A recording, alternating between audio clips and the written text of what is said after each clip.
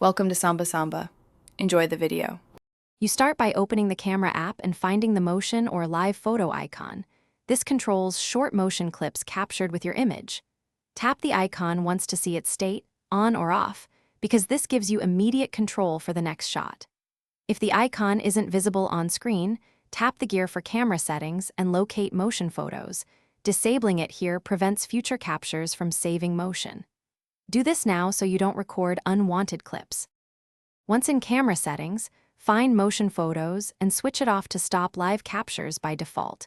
This is the recommended step if you want every photo to be static. You can also tap the motion icon on the main camera view to disable it for the current session.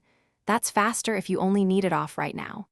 Make sure the icon visually indicates off so the camera won't attach motion data to new photos, which saves storage and keeps still images only.